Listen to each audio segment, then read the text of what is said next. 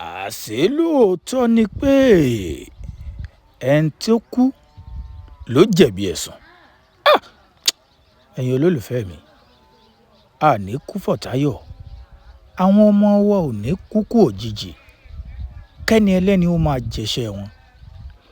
Oríṣiríṣi nǹkan ló ṣẹlẹ̀ níbi movie premiere Ìyábọ̀ Òjó, èyí tó pè ní Return of Arizo.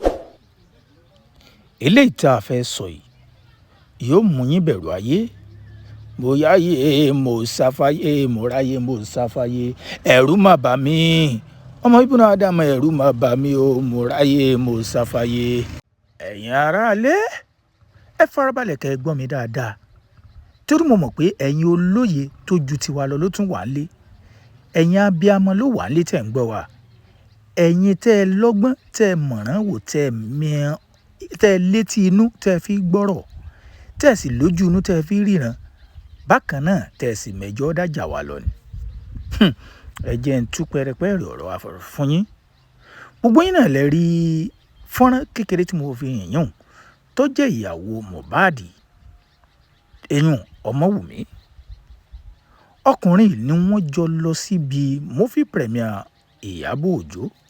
Ń wàá mú wá fún yín ta lọkùnrin náà, àti pé kí làwọn ènìyàn ń sọ online, àti pé ǹjẹ́ ló ti tó kí Wùmí kó ti máa gbégbèsè ayé tuntun lẹ́yìn ìgbà tí Mohbad kú. A jọ gbéyẹ̀wò, àti pé ńbo lọ̀rọ̀ DNA Liam ọmọ Wùmí tó dé dúró.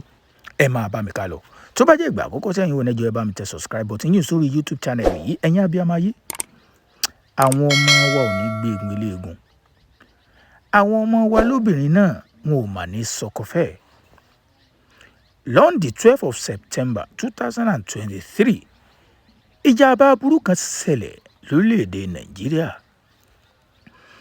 Olórin takasúfè tí gbogbo wa mọ̀ sí Ìlérí Olúwa lọ́ba, èèyàn tá a mọ̀ sí Mohbad, ó papòdà. Tí í ṣe pé oṣù yìí ló pé bí ọdún 2 àtoṣù 6 tí Mohbad ti jáde láyé. Ikú Mohbad rú àwọn èèyàn lójú ní ẹ fi ní àwọn fẹ́ mẹ́ńtọ́ pa Mohbad. Rírú wọn tó rú wọn lójú ló mú wọn tanná wo sàáhù pé àbí Mohbad kọ́ ló ní Liam, torí pé ẹ̀yin náà mọ̀ wípé wọ́n lóbìnrin tí bá yànlè tí ó bá ṣekú para rẹ̀ yóò ṣekú pọkọ. Ibẹ̀ ni ẹ ti wá tanná hò, wọ́n wá tanná wò débẹ̀ pé àbí Mohbad kọ́ ló lọ́mọ náà ni. Ibẹ̀ ni ìwádìí ti bẹ̀rẹ̀. Débi pé bá a ṣe ń sọ̀rọ̀ yìí, Mohbad ò tí ì wọlé káàlẹ̀ sùn, ó sì wà mọ́túárì. Ìyẹn gan kọ́ ló gbé àwa o. Fọ́nrán tí ń jà rìnrìn níkànnì ayélujára ló gbé àwa pé ta lọkùnrin tó wà lẹ́gbẹ̀ẹ́ Wùmí. Ẹ̀yin náà sì mọ̀ pé ńgbà kan ìròyìn òfegè kan gbé wá pé wọ́n ní Wùmí lóyún lẹ́yìn ikú Mohbad. Ṣùgbọ́n ẹ jẹ́ àkọ́kọ́ bira wa kí n tó máa bọ̀rọ̀ lọ, yín tú pẹ́rẹpẹ́rẹ ọ̀rọ̀. Ǹjẹ́ ló ti tó kí Wùmí ó lẹ́lòmíì bí? Lẹ́yìn ọdún 2 àtoṣù 6, ẹ̀yin ará lílẹ̀ ìdájọ́, èmi ò mọ̀ dájú eléhùn, torí pé ẹ̀yin abiyamọ ayé tàbí àwọn tó ti ṣẹlẹ̀ rí sí àwọn ní wọ́n lè mọ̀ dájú eléhùn. Ẹ jẹ́ a máa bọ̀rọ̀ lọ. Níbo wá lọ̀rọ̀ DNA, níbo ló dé dúró?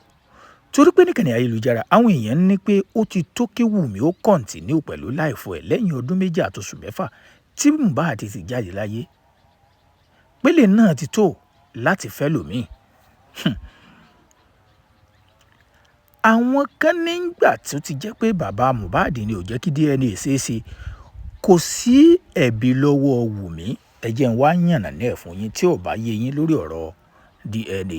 Torí bá a ṣe ń sọ̀rọ̀ yìí, ilé ẹjọ́ igun kìíní, igun kejì, igun bàbá Mohbad, bákan náà igun Wùmí, wọn ò tún pàdé ilé ẹjọ́.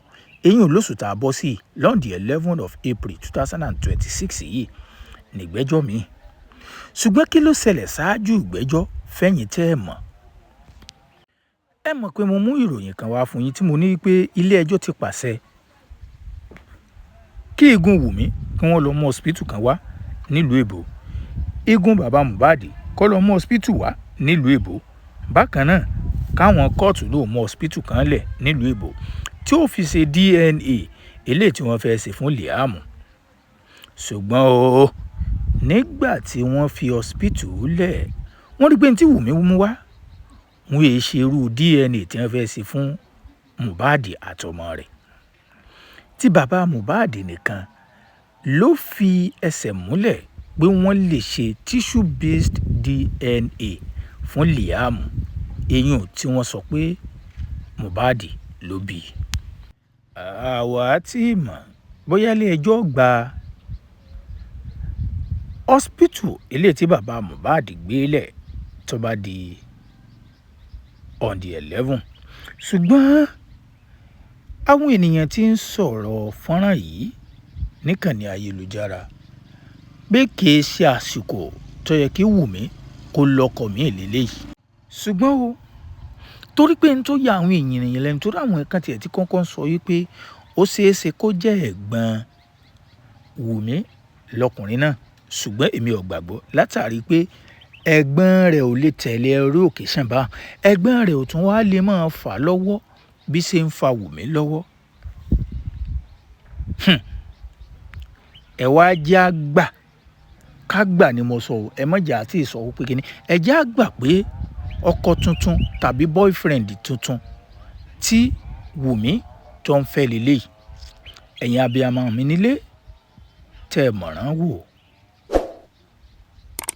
láì fi igbá kan bọ̀kan nínú láì sojú ṣáájú, ǹjẹ́ ní a lè sọ pé ó ti tásìkò kí Wùmí ó lọ́kọ míì?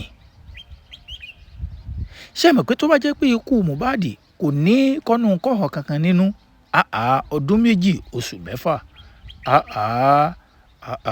èèyàn náà mọ̀ yìí pé ó ti gbìyànjú tó. Ṣùgbọ́n tá a bá ń sọ̀rọ̀ ẹ rí i pé ikú Mohbad ó di ní kọ́nu-kọ́họ nínú, ọ̀rọ̀ DNA sì tún ń jà rìnrìn tá a mọ̀ bóyá Mohbad ló lọ́mọ. Tó bá wá jẹ́ wípé bọ́rọ̀ ṣe jẹ́nu, tó wá jẹ́ pé ọkùnrin tá à ń wò yìí tó jẹ́ pé òun ni ọkùnrin tuntun tí Wùmí ní lọ́kàn láti fi ṣàdé orí, ǹjẹ́ ní ó ti tásìkò láti gbérú ìgbésẹ̀ bẹ́ẹ̀? Ǹjẹ́ yẹ̀yìn ò tiẹ̀ lérò pé ó yẹ kó jẹ́ kọ̀rọ̀ DNA yanjú kí wọ́n sì pín ogún Mohbad kọ́mọ ǹtọ́ kan kó tó di pé yóò tiẹ̀ náwó gan ọkùnrin míì? Mo mọ̀ pé ẹ̀yin mọ̀rọ̀ gbọ́ ẹjọ́ dá ẹ̀yin abiyamọ, kí lèrò tiyín lórí eléyìí? Àwọn ènìyàn tí ń sọ̀rọ̀ lórí ọ̀rọ̀ yìí.